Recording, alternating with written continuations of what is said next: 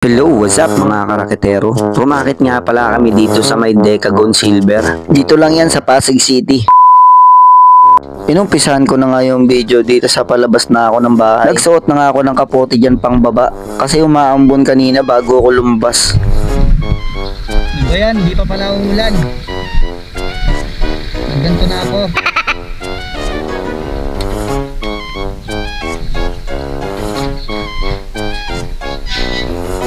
Tanggal ulit. Mamaya na lang.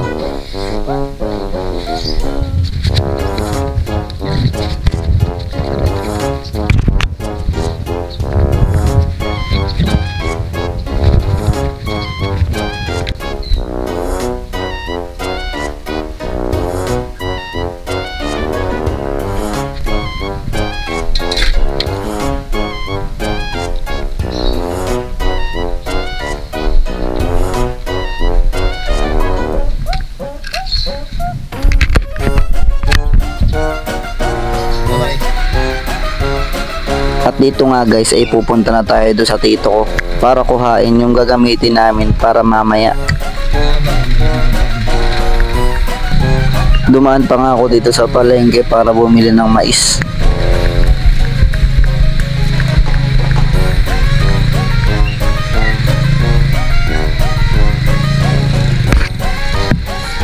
Magkano kilo dito? 80? Nagtingin-tingin pa nga ako sa iba dyan kasi ang mahal ng kilo tapos pangit pa yung mais. Ano na mais dun eh?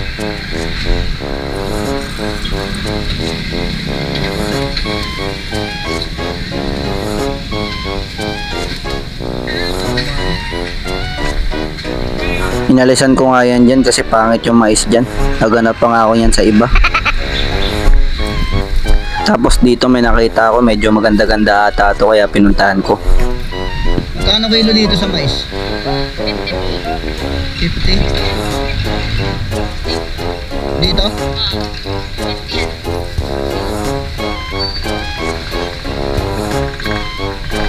Pabili ako 1 kilo. Papili ako yung maganda. At dito nga ako na namili tapos pinas forward ko na. At pagtapos ko nga pumili ay pinatimbang ko na rin kay ate.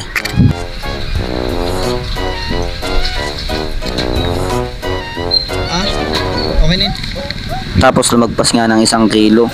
82 pesos nga yung babayaran natin. O diba kung doon tayo bumili kanina mas onti yun. Tapos pangit pa nung mais. At ito na nga hinihintay ko na lang yung sukli ko kay ate para makalis na rin ako. Tapos kung ako kuhain yung sukli ko sa kanya binalikan ko na rin tong motor ko. Ang layo nga na napag-parking ako yan sa pinagbilhan ko. Tapos ito na nga pupunta na tayo doon sa tito ko para kuhain yung mga gamit. At para kitain din yung mga kasama natin rumakit. Pinas forward ko na nga yung video para mabilis tayo makarating doon. At ito na nga nandito na tayo sa bahay ng tito ko at nandito na rin yung mga kasama ko. Ako na nga lang ata yung hinihintay dito para makalis na rin kami.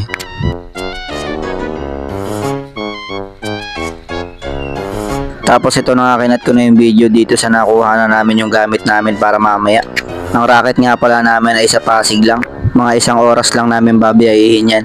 Ngayong araw nga pala ay episode 5 na ng aking pagbablog. Wow! Kaya kahit 1 subscribe lang dyan ay napakalaking tulong na yun sa akin. Lalong lalo na ibaguhan pa lang ako sa aking pagbablog. At ito na nga sinimulan na nga namin ang pagbabiyahe namin papuntang Pasig. Taga dito nga pala kami sa North Caloocan, Barangay 171.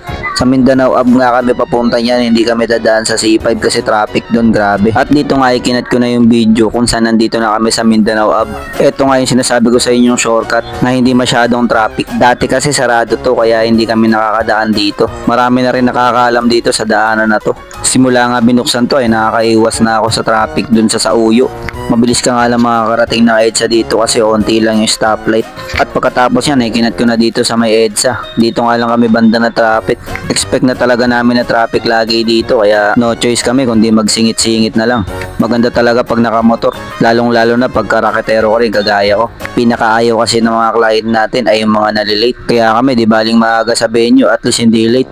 At ito na nga, paakit na kami ng flyover pero traffic pa din tapos nauna na yung kasama ko. Sinasabihan ko nga siya dyan na huwag siyang dadaan sa bus lane, baka may surprise pagbaba namin. Kasi kung dadaan siya sa bus lane tapos nahuli siya, di natagalan lalo kami, di ba? Baka hindi pa kami makapunta yan sa rarakita namin at magalit pa sa amin yung client namin. Advance lang tayo mag-isip. Wow! At dito nga malapit na kami pa Ortigas at kumakaliwa na nga kami pa unti-unti dyan kasi sa flyover kami dadaan. Tapos ito na nga, pakaliwa na kami pa Ortigas at pinas forward ko na yung video para mabilis.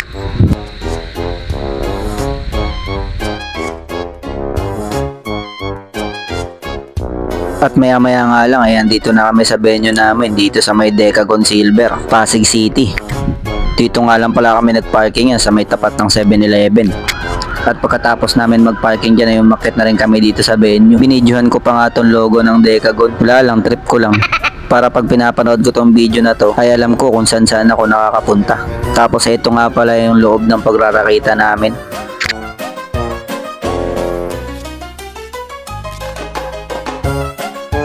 At dito nga ay nakausap ko na yung client namin at pinadiretso na nga kami dito kasi mag-uumpisa na ang aming rehearsal. Tumambay nga lang daw kami sa gilid dyan at magantay lang daw na tawagin kami. Sa part na to kasi ay may tinuturo ang mga dancer, tapos maya maya nga lang ay tinawag na rin kami. This is me. So pag narinig, this is me. Still, dalawang still, dalawang 5, 6, 7, 8. Yan na yung fast na. Bali apat. Stilts mo yung mataas. Yes.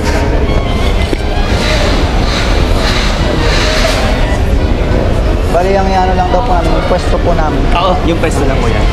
Sino yung still? Siya po, sila po, ito po. Tsaka, Palmel, So, stills daw. so dito, Pwesto niya. gilid daw sila, yung stilts. Okay, tapos kuya, yung isa dun sa kapila. Wala. Ako yung cyclist. Si kuya, ano siya? Still. Stilts. Dalawa. Yes po. Isang tig-isang still, tapos tig-isang side. Hindi. Juggler po. Juggler. Cyclist juggler. Doon ako sa kabila. Dito. At ito na nga, nag-start na ang aming rehearsal. 2 and 3 and 2 and 3. Energy 5 and 6 and 7 and 1, 2, 3, 4. Ligaya 6, 7. Kamalan 1. Nakailang ulit-ulit pa nga kami na rehearsal namin dyan. Di ko na lang binidyo yung iba kasi masyado na mahaba. Pinas forward ko na lang banda dito kasi para hindi na marinig yung music, makaka-copyright kasi tayo. At dito nga ay tapos na ang aming rehearsal. Pupunta na sana ako niyan sa backstage kaso pinigilan nila ako. Gusto ata nila i-try yung bike. Kapoy! Wala ka magigawa. Kapoy na! Ay. Kapoy, nag-bike lang ako. Madali ba to? Mahirap po pagka... Mahirap? Yes. Shit. Mark, hawak mo. Practice yung gano'n sir. Oh, galing nga ako pala. Practice yun sir. Ano naman? Wala ka dyan si Anto. Mahirap po yan pagka sa umpisa po. Oh, wait. Kami yan. Alalayan niyo daw si sir. Alalayan niyo si sir. Ang bigat si Anto. Wait. Ha? Wait. Sige.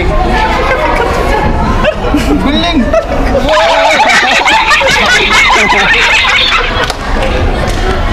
Ay, hirap. Paano mo? Sige, ikaw lang magsakay.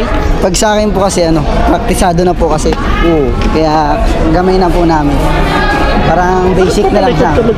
Ano po kasi pag hininto mo po siya, Mahuhulog ka. Opo, kaya balance po talaga siya, hindi siya pwedeng ihinto yung mal. Ano nga? Sige. Okay po. Aksidente pa ako. More daw, more. What more? Gusto testingin ni sir. At pagkatapos nga namin mag-rehearsal ay ito ang pinakamagandang nangyari. Kain na guys. Food trip na naman ng mga itik.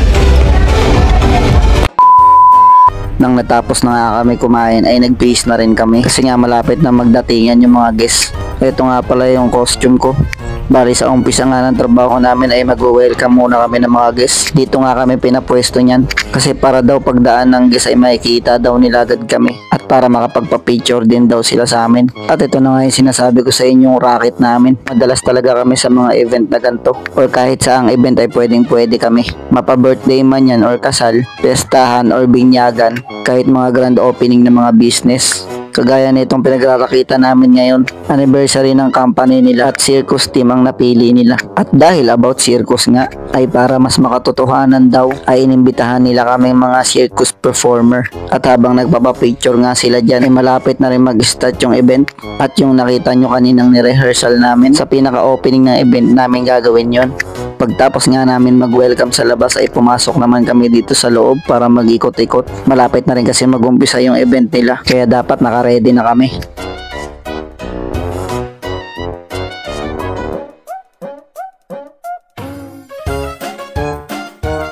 At dito nga sa part na to ay marami ng guests. At habang naghihintay nga kami dyan na mag-umpisa yung event, ay nag-grooving lang muna kami na nag-grooving. Pinas-forward ko na nga tong video na ito para mabilis.